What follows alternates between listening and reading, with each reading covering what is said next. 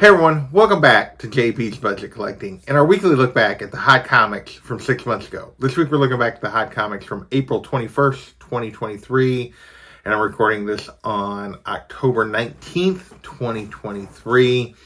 As always, I give you those dates so you know when this information is actually most relevant, because the market is always moving and changing, as we'll see when we discuss this list. And as always, we're looking back at the CBSI Hot Top 10 and the Comic Tom Key Collector Hottest Trending Comics of the Week. This week we got 19 books to talk about. We look back at these lists so that we can see, you know, what made books hot back then, how did they perform then, how are they performing now, what are the reasons they fell back, what are the reasons they held steady. So we can try to learn about what books we should chase and what books we shouldn't. I've been doing this for a while now. There's no perfect system for that, but for the most part, being patient works. So let's talk about these 19 books and see if we can learn anything this week. First up, we have Grindhouse, Drive In, Bleed Out, number 5. This is the first appearance of Lady Danger, who supposedly Nicki Minaj and 50 Cent are working on an animated series for, is what caused this book to hit the list 6 months ago. Usually animated series don't do that well, even if they get made. This one we still don't know if it's getting made, but back then it was $40 to $90 for a raw copy. Now it's $30, only 2 sales. So you take the midpoint of that, you drop it down, that's that's borderline dumpster fire, which is what I predicted, but it's right on that trap dumpster fire border, so we'll go with down in a trap, but definitely a book that is backed up and wasn't one that was necessarily worth chasing in the moment. Not a big surprise there. It takes animated series even longer to get made than regular stuff, usually. So next we have Mystic number 15, the unofficial first appearance of Harry Potter in comics. Back then, copies were going for 20 to 40, 9.8 up to 150 to 160, because there were rumors that Warner Brothers was going to reboot the Harry Potter series into a TV show, where they could do basically a season would be a book, to try to, make more money. Now it's a $10 to $20 book. There hasn't really been any recent news about this, so this has dropped back, and it definitely has turned into a trap. Borderline dumpster fire again, but definitely a trap on this one as well. And it should always be a trap, because it's not really him, because it can't really be him. It's just, you know what I mean? But anyway, RoboCop number 1 is our next book, and this hit the list because there were rumors of a RoboCop reboot. So this is first RoboCop in comics. Back then, raw copies were going 30 to 80. There was one outlier sale all the way up to 171. We're not going to judge based on that one sale. That's clearly a dumpster fire if you paid that. Now it's a $5 to $60 book. So we're going to call it an I'll Be Back. It's backed up a little bit. The top's backed up. The bottom's backed up. Just overall value of whatever grade you've been looking at is backed up a little bit, but still decent value for this. Probably always will be decent value for this, just because of the nostalgia, if nothing else. So next we have Sweet Tooth number 1. This hit the list again because season 2 was about to drop, and back then raw copies were up to we're going for 20 to 50, 9.8 175 to 300. And now it's a $10 to $25 book, 9.8, 170 to 190, so lower end. This is still down. Even back, the season 2 peak back then was still down from the season 1 peaks. So this book is backed up. It's turned into a trap again, particularly on that raw side from the season 2 release. This is not unusual for these. Even this has been a fairly successful show. It's got multiple seasons. Doesn't matter. These books, when you're away from the show, back up. That's just what they do. All right, with that, we're going to move into covers. Our first cover this week is 8 Billion Genies, number 8, the Houdin space variant. There's also like a rainbow variant of this, but the space variant was going for $100 for raw copies back then. Rumor was there was only 88 of these printed. I didn't really spend much time looking, but I didn't immediately find the number of what actually we think the print run is on this.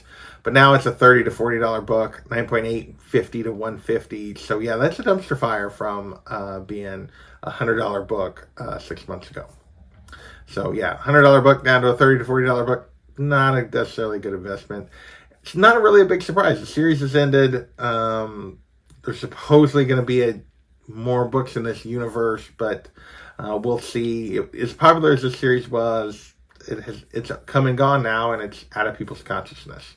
All right, next we have Resident Evil Infinite Darkness, The Beginning, number 2, the Alan Qua 1 in 10.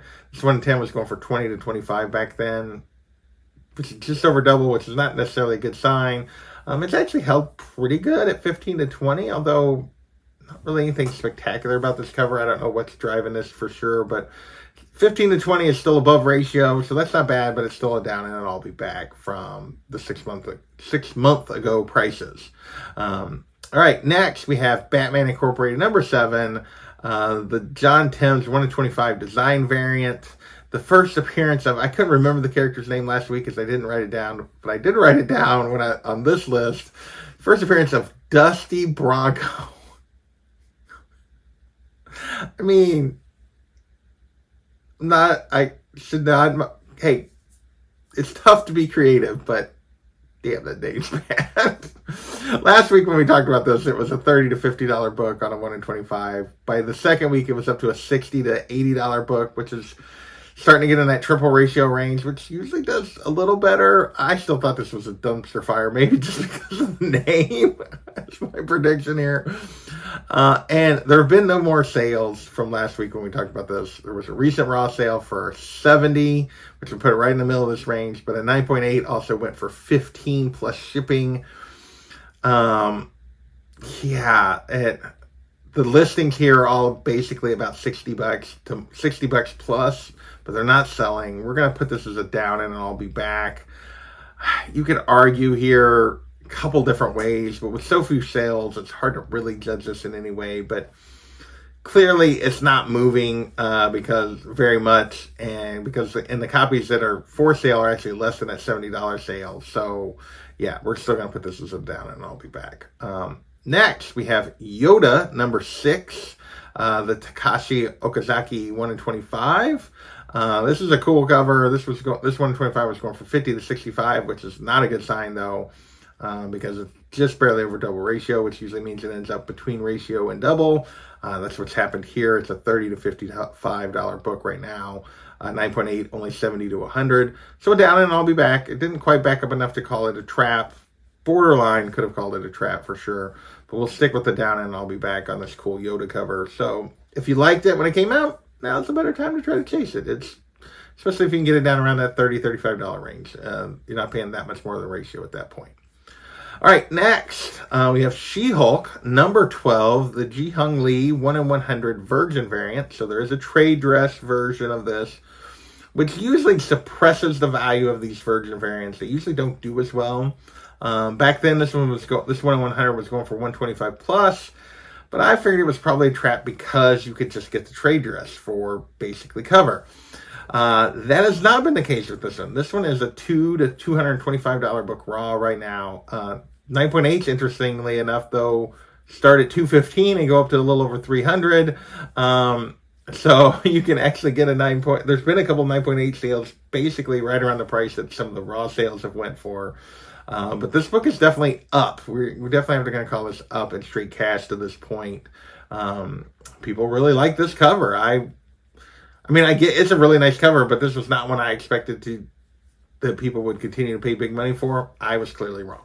I might try to get the trade dress at some point, but I probably will never invest in the Virgin variant. But that's generally me, and with all covers almost. So next, we have Marvel Superhero Secret Wars number 8, the Lamole foil variant that was supposedly limited to 1,000. So this reprint that they gave away at a con, that was a con book, not a giveaway, but a con book, was going for 80 to 85 on the secondary market right after release. Now it's a $20 to $50 book. 9.8 is only going 90 to 120, 135. Yeah, that's a dumpster fire. You get this book well under $50, basically under $40 for the most part. And yeah, on what was an $80, $85 book. That's more than a 50% drop. So, all right, last cover, but also a little bit of comic buzz with this one is Hallows Eve number 1. The second print, Stephanie Hans, 1 in 25. So this is right after that Hallows Eve series started. The second print 1 in 25, this is a really, I'm a big Stephanie Hans fan, so I'm a little biased, but I do like this cover quite a bit. I was going for 75 to 100, so triple to quadruple ratio, which is usually a good, used to be, I should rephrase that. I say usually, used to be a pretty good sign. Here lately, it hasn't always been enough. It's more, it used to be you could really go based on the value they got to once they got to a value like this and say a 125 was going to hold pretty well. It's not really been the case as we've moved past the comic boom in 21, the last year plus, so it's not been as consistent that would do well. It actually backs up as much, if not more, as much as not more often than it does hold. This is no exemption. It's now a $40 to $60 book and a definite trap. Another one that's borderline dumpster fire on this. So yeah, this book is backed up. Still think it's a pretty cool cover. I don't know much about this. I haven't really read the storyline with the character. I kind of backed away from all the spider stuff because they pissed me off. So next we have Hallows Eve #1, the first solo series. Just the A cover. This was only going for $4 raw. 9.8 is going for $65 back then. There was basically a big increase in sales with the release of the second print. People were still kind of chasing this. But yeah, now it's a $3 to $10 book. So basically still a cover price book. Rock a 9.8, 50. So it didn't really drop, but it didn't really have that many places to go. It's probably selling less copies. So we're going to call this steady and I'll be back, but because it really didn't have anywhere to go. Back then I called it a whatever because, okay, you paid cover, which is kind of still how I feel about it. All right, next we have Spider-Man #7, the Humberto Ramos variant. First appearance of Spider-Boy here. And this is obviously the cover that he's on. Raw copies were going for 25 to 40 back then. 9.8, 150 to 185. And I was like, I don't know that it can hold this. Well, raw copies have actually held better than I expected. They're still 30 to 45. So basically, if anything, they're kind of up worth it on the raw side. But most of the sales here are actually on the 9.8 side. There's tons of people sent this in to get it slabbed, and a ton of 9.8s have come back, and the 9.8 values as a result have plummeted. They are $60 to $100 basically. 9.8s are under 100, and you're paying $40 for a raw.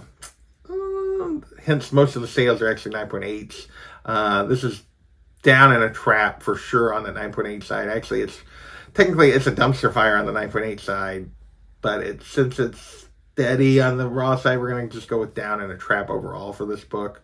But yeah, still a lot of interest in this character. He's getting his own series. I don't know if it's started coming out yet or not. I haven't been paying that close attention to the spiders, I'll be honest, lately, which is rare for me and kind of disappointing.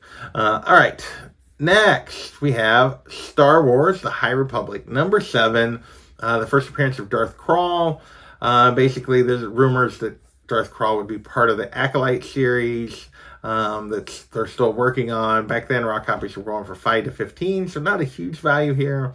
9.8, 40 to 60. Now it's a $4 to $10 book, so basically cover plus shipping kind of thing. 9.8's $20 to $60. So we're going to call this an I'll be back. Steady and I'll be back from the raw side. Actually, probably should have called this down and I'll be back. Oh, well, it's backed up a little bit. I know the 9.8 is still going as high as 60, but anyway, it's an I'll be back. You could do better now or just as well. So, next we have Star Wars: The High Republic #7, the Mike Mayhew Shadow Virgin variant, which is the first cover appearance of Darth Krall. There's actually 3 versions, I think, of this cover. The Shadow version is the one that was making the list. Or the Shadow Virgin variant, I should say, was making the list back then. $80 to $100 for a raw copy back then. Only a couple of recent sales. A raw copy went for 40. 9.8 went for 50 and 60. So yeah, that's a dumpster fire. If you paid 80 to 100 and now a raw copy's 40, it's backed up considerably.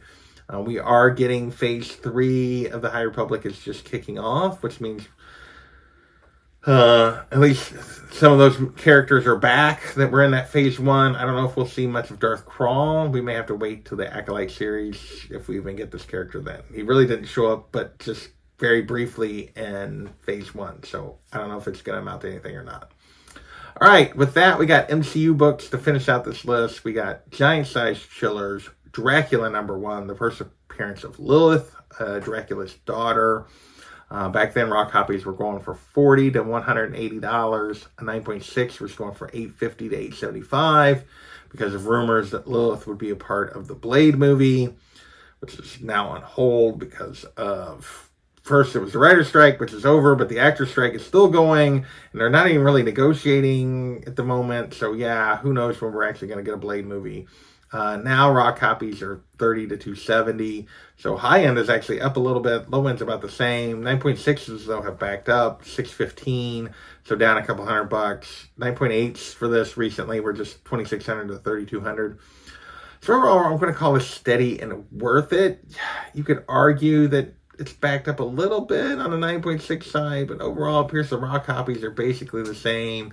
9.8s haven't really backed up. So yeah, we're going to call it steady and worth it here. But we could probably call it steady, I'll be back too. So, all right, next we have Marvel Premiere #12, first appearance of Lila, the Queen of Gypsies. This is also her only appearance. Rumors that Patti LuPone, who was cast for the Agatha series, is going to play this character in that series. Another thing that's currently on hold, so we'll see. But back then it was going for $10 to $30. 9.2 went for $90. Now it's a $5 to $20 book. No recent slab sales. So we're going to call this down and I'll be back. You could borderline trap again, which was my prediction. But there's enough $15, $20 sales that would have been in the middle of the old range. We'll just call it and I'll be back. All right. 2 books left.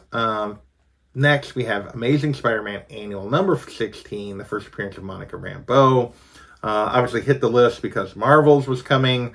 And yeah, it's getting ready to come this next month. And raw copies back then were going for $20 to $100. 9.8 hit $530, then one hit $735.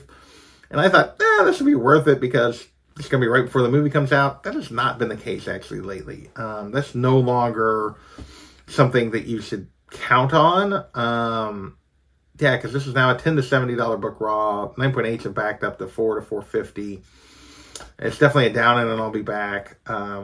It seems like the peak is not even at the movie or the show anymore. It's before. It's when the news happens. It's the trailer. It's really the news anymore. And maybe that's just because of the timing with the boom of 2021 and all of that 2020 and 2021 and just the overall market being down. But yeah, these MCU books are not doing well at the actual release of the movie anymore. It's all about that first initial news that people chase. All right, last book, Thor 134, the first appearance of the High Evolutionary.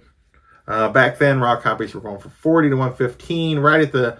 We were 2 weeks out from Ant-Man and from Guardians of the Galaxy 3, which obviously High Evolutionary was in.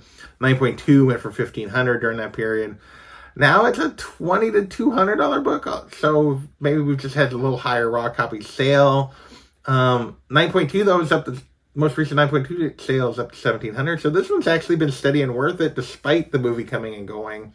But we're also talking about a Silver Age book, so maybe that shouldn't be a huge surprise. But this one has held steady, and if anything, maybe gained a little value since Guardians has came and went, even if we probably won't ever see the High Evolutionary again in the MCU.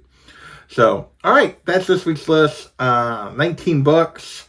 I want to thank you guys for watching, and we will catch you next time. Later.